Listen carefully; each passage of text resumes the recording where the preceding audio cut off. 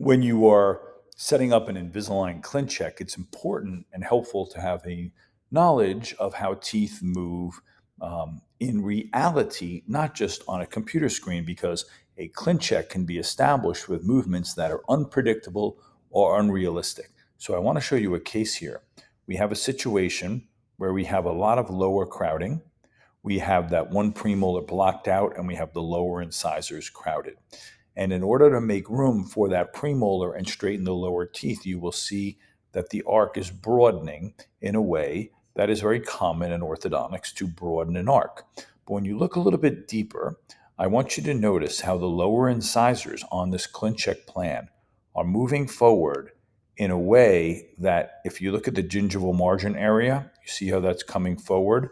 And if you look at it here, you can see, especially if you look at the root of the tooth number 24, how far forward that root is coming forward.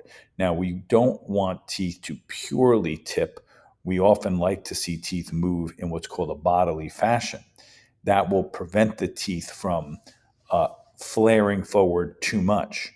But in this case, if you accept the clincheck like this, it might be hard for the teeth to exactly follow this, because I don't think this is a realistic movement. In fact, if you look at the gingival, if you look at the buccal aspect of lower anteriors, you can see more of them here than you can even here, or at least it's close. And if they were tipping forward a little bit, that would be a much more predictable, realistic movement, because that's how teeth are going to tend to move. And so I want to see how this case will look if the movements don't play out quite in this manner.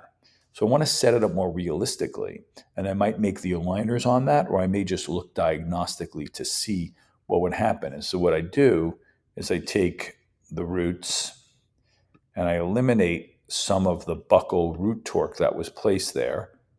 And then I want to look at what I'm showing you here is definitely going to have less resistance to movement, because you're not trying to move the root through bone as much.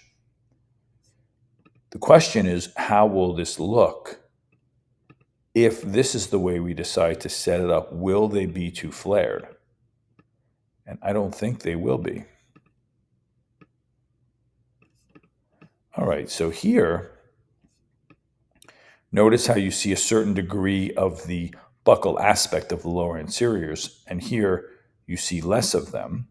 And if you look here, the teeth are tilting forward a little bit more. I think you can see it better here. Look at how much more of the lingual aspect you see.